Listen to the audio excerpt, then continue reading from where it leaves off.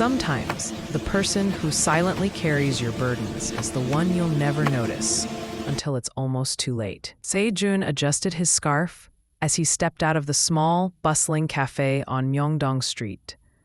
The winter air bit sharply, but it was nothing compared to the weight on his shoulders. He worked as a junior editor at a publishing house, and money was always tight.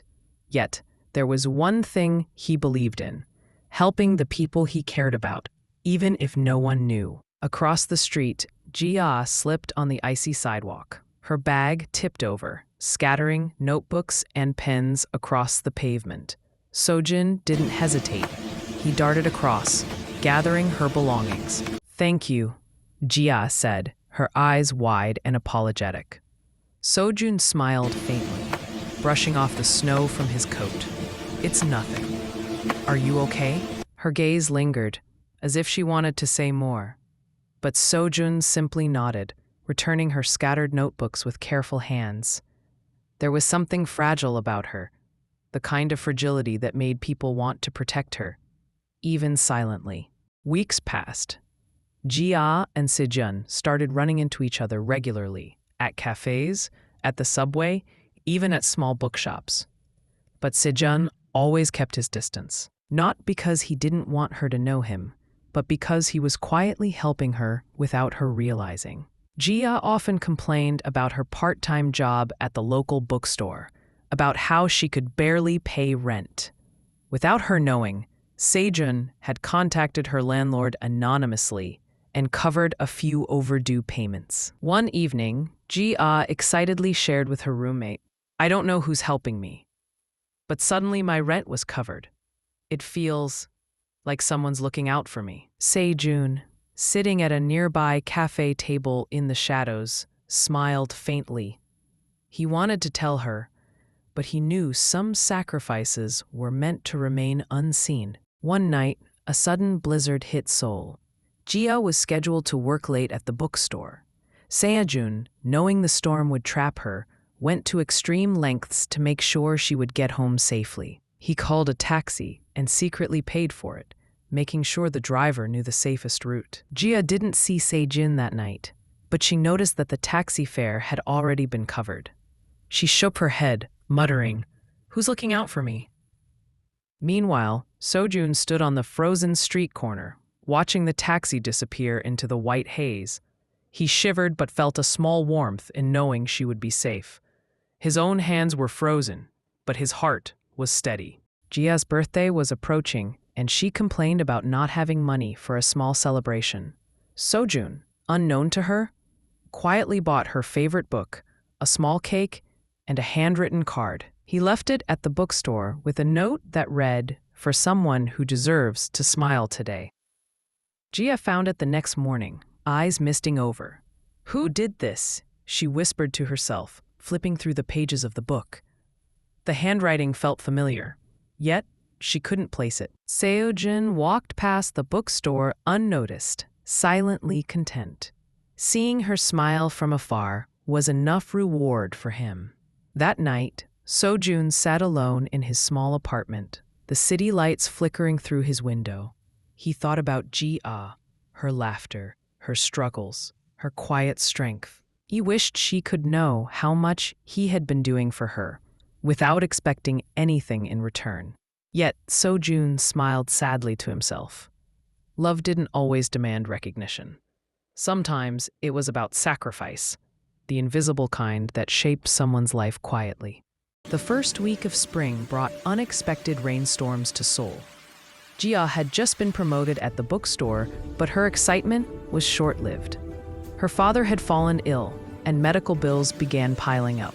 The weight of responsibility pressed on her shoulders, and she struggled to make ends meet while keeping her job. Sejun learned of this indirectly. One afternoon, while picking up a manuscript at the bookstore, he overheard Jia on the phone with her mother. Her voice trembled, trying to sound strong. "I'll manage, okay? Don't worry about me," she said, wiping tears she didn't want anyone to see. Sejun clenched his jaw silently. No one should have to face such burdens alone. Without a word, he left the bookstore and immediately started making arrangements to to cover her father's hospital bills discreetly. Jia arrived at the hospital one morning to find the bills mysteriously cleared. Confused, she asked the nurse, "Who paid for all this?" A nurse only smiled. Someone wanted to help, no name given. Jia's eyes welled up. She felt a mixture of gratitude and helplessness. She wanted to know who cared enough to do this for her, but she had no clue. Meanwhile, Seo-jun watched from a distance, making sure she wouldn't see him. He didn't need recognition.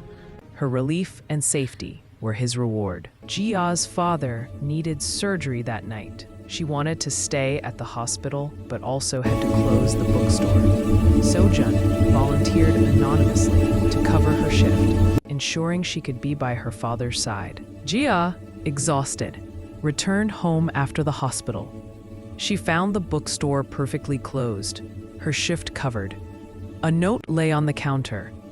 "Take care of what truly matters." She stared at the note, heart pounding. Who could have known how much she needed this? She felt cared for, though the giver remained invisible. Seo-jun, sitting at a nearby bench in the quiet rain, smiled faintly as he saw her leave. Another burden lifted, another sacrifice made silently. One afternoon, Jia saw Seo-jun handing a package to the bookstore manager. She assumed it was a simple delivery and didn't think much of it. Yet it was another payment for her father's upcoming treatment. Days later, gossip spread in the bookstore about Seo-jun. Some coworkers assumed he had feelings for Jia and was trying to impress her. Jia's curiosity mixed with unease. She wondered why he was suddenly so involved in her life, but she had no proof. Seo-jun, on the other hand, remained distant, avoiding the chance for recognition. He believed that the weight of his sacrifices should never be used for attention. It was about her, not him. That night, Seo-jun returned home, soaked from the rain. His hands trembled from the cold and fatigue, but his heart carried a quiet warmth. He poured himself a cup of tea, staring out the window at the city dripping under the downpour. "Am I too invisible?" he muttered to himself. "Does she even know I'm here, fighting for her?" He thought of all the unseen sacrifices, hospital bills, covered shifts, anonymous support. Every small act was a piece of himself he gave silently, hoping she could live without extra burden. Yet he knew one thing clearly. One day she would realize, and when she did, everything would change. Until then, he would remain in the shadows, watching, protecting, sacrificing. The text message came at 6:12 p.m. on a windy Thursday. "Jia fainted at work. She's being taken to Seoul General Hospital." Seo-jun froze. His hands trembled as he reread the message from a coworker. He didn't think twice. He grabbed his coat and ran out of the publishing office, ignoring the supervisor shouting behind him. When he arrived, he found Jia unconscious on a hospital bed, pale, cold, her breathing shallow. The nurse explained gently, "Severe exhaustion, malnutrition, stress-induced collapse." Seo-jun felt a sharp pain in his chest, anger at the world, anger at her burdens, anger at himself for not seeing how deeply she was drowning. When they asked for an emergency deposit for tests and treatment, Jia's mother whispered helplessly, "We can't afford it." Before she even finished the sentence, Seo-jun stepped forward. "I'll handle it," he said quietly. The doctor nodded and rushed off. Jia's mother stared at him. Are you family?" "No," Seo-jun answered softly, "but she matters to me." Not a gesture, not a favor. This was a decision that would drain months of his savings, but he didn't blink once. Later that night, Jia woke up slowly. Her eyes fluttered open, confusion filling them. "What happened?" she whispered. "You collapsed." Seo-jun answered, sitting beside her bed. He forced a gentle smile. Even though his heart was breaking, tears filled her eyes. I'm so tired. Sojun, I'm doing everything I can. I'm working 2 jobs. I send money home, but it's never enough. I don't even have time to breathe. I just can't anymore. Her voice cracked. Sojun swallowed hard. He had never heard her break like this, not once. She always smiled, always pushed through, always said, I'm fine. But she wasn't fine. She was crumbling, and nobody else saw it. I'm here, he said softly. You're not alone. Jia shook her head weakly. No one is here. I'm living a life. No one understands. He wanted to say, I understand more than you think. But he held it in. He didn't want this moment to be about him. The next morning, the doctor delivered a heartbreaking truth. If she goes back to her current lifestyle, she will collapse again, possibly worse. She needs rest. At least a month off work. A month? Jia could barely afford a week. She forced a smile, pretending to be stronger than she felt. Thank you, doctor. I'll do my best. But Sejun knew she was lying. He knew she had no savings. He knew taking time off meant losing her apartment, her job, everything. That night, he made a decision that nearly shattered him. He took a loan, not a small one, a huge one. Enough to cover her rent, her father's medication, her living expenses. He signed the loan papers with trembling hands, aware he might be drowning himself financially. But he repeated one sentence, like a prayer. It's better that I suffer than watch her collapse again. 3 days after returning home, Jia spiraled. She tried to go back to work early. She tried to prove she was okay, but her hands shook when she lifted a box. Her vision blurred. Her knees weakened, and then she sat down on the cold bookstore floor and cried. Quiet, desperate sobs she had been holding in for months. Sojun wasn't supposed to be there. He had only stopped by to drop off a package of nutritious meals he cooked for her. When he saw her crying, everything inside him cracked. He approached slowly, kneeling beside her. Jia, look at me. She did. Her eyes were swollen, exhausted, scared. You don't have to be strong all the time, he whispered. Let someone be strong for you. No one ever is, she sobbed. I am, he said, and for the first time, he let a little truth slip through the cracks. I have been, for longer than you know. Jia froze at those words, her tears stopping mid-drop. What do you mean? Sojun swallowed hard. I just mean, you matter more than you think.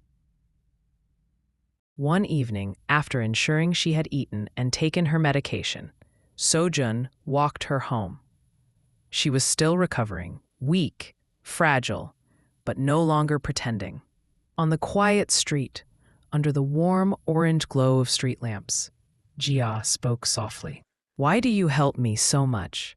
Sojun stopped walking. He didn't know how to answer. The truth was too big, too emotional, too revealing. So he said the only thing he could without breaking everything. Because sometimes life chooses someone for you to protect, even if they never know it. Jia stared at him. For the first time, her heart stirred.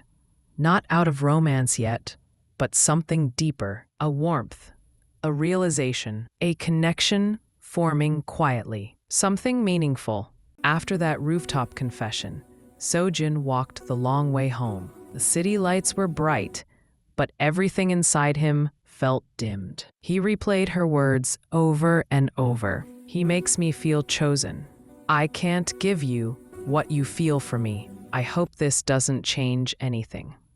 He forced himself to smile at the memory of her head on his shoulder by the Han River. That night had meant everything to him. It was the moment he thought he finally mattered to her. But to her, it was just a moment of comfort, not connection. a moment she would forget, a moment he would carry forever. It didn't take long. Jia and Min-ho became official. They held hands openly. They laughed in ways Seo-jun had only seen in dreams. She wore new clothes he had never seen before. She lived softer, brighter, happier. It was everything he wanted for her. Just not with him. One afternoon, he passed the bookstore and saw it. Min-ho hugging her tightly from behind, her hands touching his arms. Her smile wide and unguarded. Sejun stood for a moment, then slowly stepped backward, merging into the passing crowd. He didn't want her to see him. He didn't want her to feel guilty. He didn't want to make her uncomfortable. He just wanted her to be happy, even if it broke him. A week later, Jia messaged him. "Can we talk? I don't want us to drift apart." They met at the same bench by the Han River, the same place where she once rested her head on his shoulder, the same place where hope was born, and now hope would be buried. Jia looked nervous. "Seo-jun, I didn't mean to hurt you." "You didn't," he lied. "I just found someone who understands me emotionally, someone who shows how he feels, someone who isn't afraid to say it." The words sliced him open. She didn't know. She didn't know everything he had sacrificed. She didn't know the debt he took. The nights he didn't sleep, the meals he skipped, the job opportunities he declined to stay close enough to help her. Because he had chosen to love her quietly. Min-ho said something. She continued gently. "You said a man who truly loves a woman shouldn't hide it. He should choose her openly." Something inside Seo-jun shattered. She mistook his silence for lack of love. She mistook his sacrifices for absence. She mistook his protection for distance. He looked at her, really looked. Jia was happy, and he would not be the one to take that away. So he forced a smile. "I'm glad you found someone who makes you feel chosen." Her eyes softened, unaware of the battlefield inside him. They walked home together one last time. She talked about new things. Her job improvements, Min-ho's weekend plans, a new cafe she wanted to try. Sejun listened quietly. When they reached her apartment, she smiled warmly. "I'm really glad we're still friends, Sejun." He nodded. "Yeah, friends." She hugged him, lightly, casually. The kind of hug that meant nothing to her. But it meant everything to him, and it hurt more than any rejection. As she turned and walked inside, she didn't see his shoulders shake. She didn't see the quiet goodbye in his eyes, because for her, life was moving forward. For him, this was the end of a chapter he had written with his heart. That night, Seo-jun returned to the bench by the river, the same one where she once leaned on him. The same place where he felt hope, where he felt chosen for just one fleeting second. He sat down slowly. The seat still held the memory of her weight against him, a memory of her warmth, a moment that meant everything. He whispered to the empty space beside him. "I wish you knew. I wish you knew how much I loved you. But maybe, love isn't meant to be hidden. Maybe I waited too long. Maybe I wasn't brave enough. Maybe I wasn't the one." A single tear finally fell. The only tear he had allowed himself since the day she collapsed. He wiped it away. Then he stood up, took one deep breath, and walked away from the river, from the memories, from the hope he once held. Not because he stopped loving her, but because he loved her enough to let her be happy with someone else.